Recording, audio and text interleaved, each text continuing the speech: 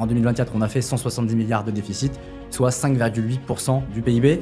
Concrètement, un État, quand il a besoin de se financer, chaque année, l'État français va faire ce qu'on appelle une émission obligataire, il va émettre de la dette sur le marché. Les investisseurs vont acheter de la dette, et le taux dépend du taux 10 ans français notamment, qu'on connaît tous. En ce moment, il est à 3,30. Ou par notre argent, ou par l'argent des Français, ou par l'argent des impôts au final, parce qu'on est prélevé sur différents aspects, que ce soit en tant que société, en tant que particulier, ou même sur la TVA pour les consommations du quotidien, mais où part cet argent? Entre les différents impôts, impôts sur les sociétés, impôts sur le revenu, etc., on arrive à une taxation CEHR, etc., on arrive à une taxation qui est quand même énorme et qui peut contraindre et limiter les investissements et ralentir la croissance si on tape dessus. Les gens vivent plus longtemps, donc la durée d'un retraité est plus élevée, donc mécaniquement, le système ne peut pas durer. C'est pour ça qu'on parle aussi beaucoup de système par capitalisation, qu'il faut préparer sa propre retraite, parce que si on ne fait rien sur ce système de retraite, on ne voit pas comment on pourrait arriver à payer les pensions des personnes dans 50 ans si tu as un cotisant pour un retraité. 3100 milliards d'euros, c'est le poids de la dette en France. Et oui, on voit que la dette publique prend une ampleur énorme. Est-ce que la France va faire faillite? C'est la question qu'on peut se poser aujourd'hui. Bon, eh bien Axel, on va parler de dette publique. Est-ce que la France est au bord de la faillite? Beaucoup de nos clients nous posent la question. Commençons déjà par rassurer peut-être les personnes qui nous écoutent, l'état actuel de la France aujourd'hui et de la dette française notamment. Alors tu l'as rappelé en introduction, on est à plus de 3000 milliards de déficit en France au niveau de la dette publique, ce qui est assez important, ce qui correspond à environ 113% du PIB. On était à un peu moins de 100%, on était à 98% avant le Covid. Bon, le Covid est de la bon dos parce que finalement, bien sûr, il y avait des dépenses à faire pour renflouer les entreprises, pour aider tout le monde et ça, c'est indispensable. Mais en 2024, on a encore fait 170 milliards de déficit. On a rajouté, c'est un déficit qui est structurel, c'est pas plus de 3000 milliards en une seule année. C'est un déficit qui s'accumule d'année en année, qui se renforce parce qu'on n'est jamais excédentaire. Donc aujourd'hui, en 2024, on a fait 170 milliards de déficit, soit 5,8% du PIB. Juste petite précision, l'Union européenne impose, entre guillemets, parce qu'elle impose pas mal de choses, mais peu de gens les respectent, un plafond à 3% du PIB en termes de dépenses publiques sur l'année, en termes de déficit. Bon, pour la petite histoire, je crois que depuis 1974, on n'a jamais été en dessous de ces 3%, une ou deux années peut-être, mais là on est quand même 2 fois au-dessus du plafond, donc ça commence à être un peu inquiétant.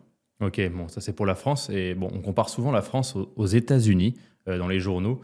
Qu'en est-il des États-Unis? Alors, les États-Unis, c'est un peu plus gros, la dette. C'est 36 000 milliards de dollars. Donc, c'est plus de 10 fois la dette française. Et eux, c'est pas 113% du PIB, c'est 125% du PIB. Et d'ailleurs, il y a l'actualité, la semaine dernière, les États-Unis ont perdu pour la première fois de leur histoire le AAA, le fameux AAA qu'on avait perdu il y a plus de 15 ans en France. Donc, c'est une Moody's, une agence de notation qui a détérioré, même si ça reste une très bonne note, elle est juste en dessous du AAA, a détérioré pour la première fois de son histoire les États-Unis, qui ont un déficit structurel qui est costaud, 36 000 milliards de dollars, j'arrive même pas à le prononcer tellement que c'est énorme, 125% du PIB. Donc la France, effectivement, on a une situation un peu compliquée, mais c'est à relativiser. On n'est pas en cessation de paiement, on n'est pas comme la Grèce en 2012, on a une dette, on va en parler aujourd'hui de comment se constituent les dépenses, les recettes et quels sont les leviers d'amélioration, mais on n'est pas encore en cessation de paiement. Ce qu'il faut savoir aussi, ce qui a changé depuis 2022, c'est la remontée des taux d'intérêt. Concrètement, un État, quand il a besoin de se financer chaque année, ou plusieurs fois dans une année, l'État français va faire ce qu'on appelle une émission obligataire, il va émettre de la dette sur le marché. Donc, les investisseurs vont acheter de la dette et le taux dépend du taux 10 ans français notamment, qu'on connaît tous. En ce moment, il est à 3,30. Ce qu'il faut savoir, c'est qu'entre 2015 et 2022, tu avais un taux qui était proche de 0, voire négatif, sur la période du fait de le manque d'inflation qu'on avait durant cette période et des taux très bas. Aujourd'hui, les taux depuis 2022 ont remonté. La dette française, du coup, tu empruntes à 3, 3,5 en ce moment. Donc, tu as une dette qui était à 0, 1% ou 1,5% qui va être rerollée. Le rerollé, c'est-à-dire que ta dette, elle arrive à l'échéance sur 10 ans. Il faut réemprunter pour récupérer la dette et pour rembourser les investisseurs. Et cette fois, tu n'empruntes pas à 1%, tu empruntes à 3%, ce qui vient augmenter le coût de la dette. Et ça, c'est un vrai sujet, parce que plus tu as une dette importante, plus le coût, si les intérêts augmentent, est impactant. Et aujourd'hui, pour te donner un ordre d'idée, on est à 60 milliards sur 2024. Donc 170 milliards de déficit, dont 60 milliards juste d'intérêts. Oui, c'est énorme. 60 milliards juste d'intérêt, Parce ça fait qu'un beaucoup. tiers, ouais. Ok, donc sans ces 60 milliards de déficit, on serait quand même négatif. On serait que à moins 110. Mais c'est quand même vachement mieux. Oui, c'est vrai. Mais parlons des dépenses publiques. Où part notre argent? Où part l'argent des Français? Où part l'argent des impôts au final? Parce qu'on est prélevé sur différents aspects, que ce soit en tant que société, en tant que particulier, ou même sur la TVA pour les consommations du quotidien. Mais où part cet argent? Alors, un peu partout. Faut savoir qu'en France, on aime bien être les champions. Et là, pour le coup, on est les champions de la dépense publique avec des dépenses qui représentent plus de 58% du PIB. Juste pour donner une comparaison, parce que des chiffres comme ça veut tout rien dire, la moyenne des pays de l'Union européenne, on est plutôt à 48-49. Donc on est Ok. 10% au-dessus de la moyenne. Bon, voilà, c'est quand même costaud. Où part cet argent? Le premier poste, c'est pas une surprise, c'est toutes les dépenses qui sont liées aux prestations sociales. Avec le gros mastodonte qui est en priorité la retraite, puis après la santé et les allocations familiales. Il faut savoir que la retraite, ça représente 14% du PIB, donc ça représente 350 milliards chaque année. C'est pour ça que depuis des années, depuis allez, ça fait 5-6 ans, on parle de la réforme des retraites, comme quoi il faut réformer ce système de retraite. C'est pas parce qu'on a envie de taper sur les gens pour qu'ils travaillent plus longtemps, c'est qu'il y a une vraie raison, c'est que c'est un système qui est déficitaire. Et la raison principale, c'est qu'on est dans un système par répartition, à comparer au système par capitalisation. Je te la fais courte, mais grosso modo, dans un système par répartition, tout le monde cotise pour tout le monde. À la fin du mois, sur ton bulletin de salaire, tu vas avoir une cotisation retraite, on va appeler ça, qui va aller dans un pot commun, et ce pot commun va servir à payer les retraités, les personnes qui sont à la retraite. Le problème, c'est que pour que ce système fonctionne, il faut qu'il y ait beaucoup de personnes qui cotisent pour un retraité. Si tu as peu de personnes qui cotisent pour un retraité, ça va être assez compliqué. Le problème, il a commencé déjà au début des années 2000 où tu étais à 2,2 cotisants pour un retraité. Ça veut dire qu'il y avait 2,2 personnes qui cotisaient pour payer la pension d'une personne. Ça fait maigre quand même, parce que à moins de prélever beaucoup sur le salaire pour payer la retraite, ça commence à être un peu serré. Donc le système était déjà déficitaire. En 2025, aujourd'hui, on est à 1,6 pour un retraité.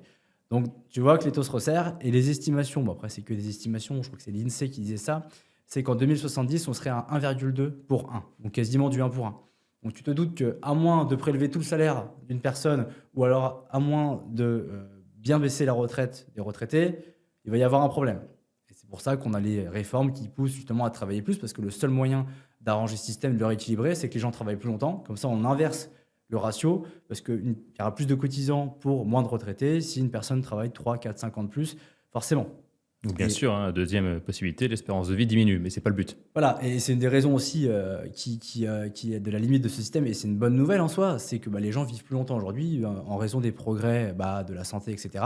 Les gens vivent plus longtemps, donc la durée d'un retraité est plus élevée, donc mécaniquement, le système ne peut pas durer. C'est pour ça qu'on parle aussi beaucoup de système par capitalisation, qu'on dit qu'il faut préparer sa propre retraite, parce que si on ne fait rien sur ce système de retraite, on ne voit pas comment on pourrait arriver à payer les pensions des personnes dans 50 ans si tu as un cotisant pour un retraité. Bon, on a bien compris où partaient les dépenses, principalement pour notre chère retraite et pour notre santé. Donc, c'est quand même des dépenses qui nous sont chères en tant que Français, ça on le sait aussi. Sur la partie des recettes, où est-ce qu'on en est au niveau des recettes? Parce que, ok, on dépense, mais d'où ça vient l'argent? J'ai évoqué 3 possibilités, est-ce qu'il y en a d'autres? Alors, d'où ça vient l'argent? Je t'ai dit, on aime bien être les champions du monde. On est les champions du monde de la dépense et on est aussi les champions du monde des recettes.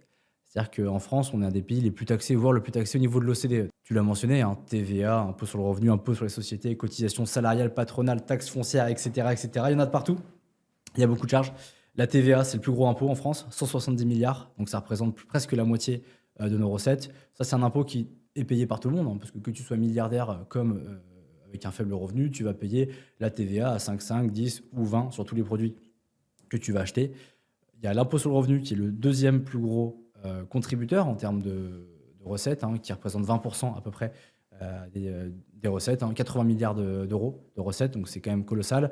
Là où la différence, c'est que c'est un impôt qui est payé par 45% des Français seulement, et si on va plus loin, les 10% des plus aisés payent une grosse partie de cet impôt-là.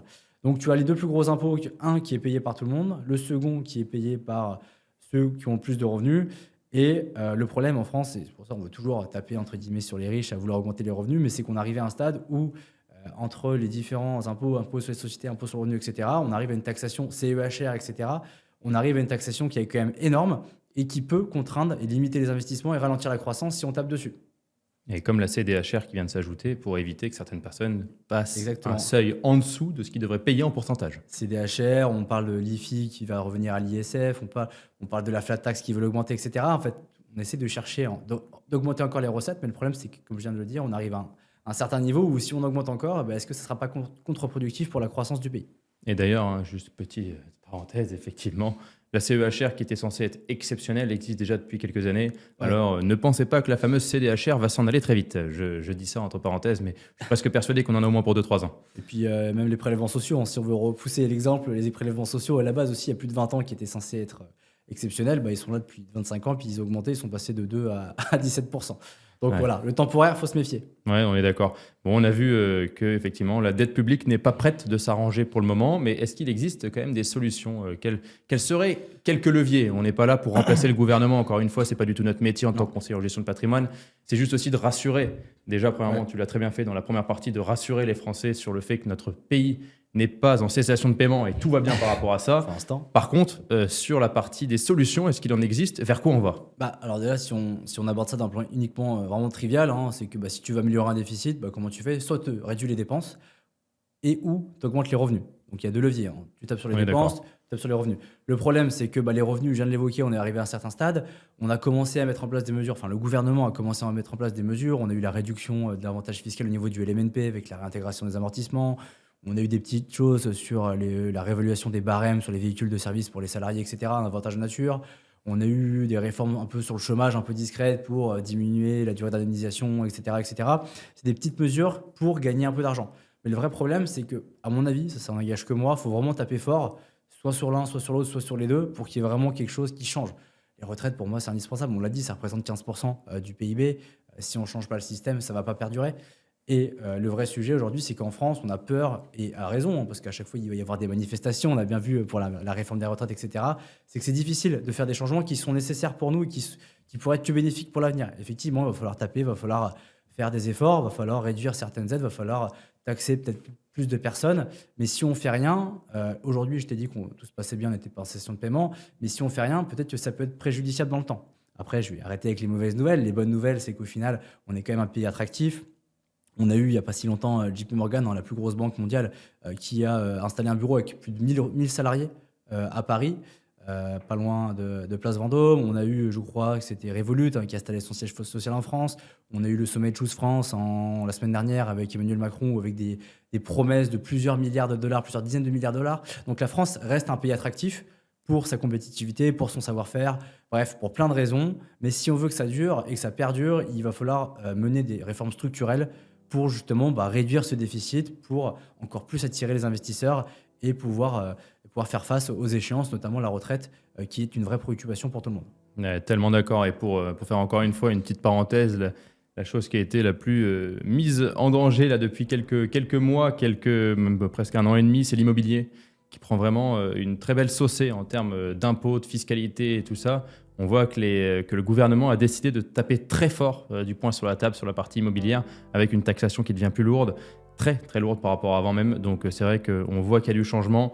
Je ne sais pas forcément si c'est des bonnes décisions de taxer l'immobilier à ce point, mais en tout cas on voit qu'il y a du changement et ça risque de faire mal dans d'autres niveaux d'actifs ou dans d'autres classes d'actifs. Je parle de financiers ou peut-être même pour les charges patronales ou salariales. On va voir ce que ça va donner. Eh bien, merci Axel pour cet épisode fort enrichissant. Voilà, j'espère que vous êtes rassurés. La France ne va pas tomber demain, donc tout va bien. On peut finir 2025 en beauté et commencer 2026 sur une nouvelle ère. En tout cas, ce qui est sûr, c'est que de votre côté, continuez à liker, à partager, à commenter. Merci pour cette très belle année 2025, parce que ça fait maintenant plus d'1 an et 3 mois que vous nous suivez sur la GF. Donc merci beaucoup, et puis on vous dit à très très bientôt.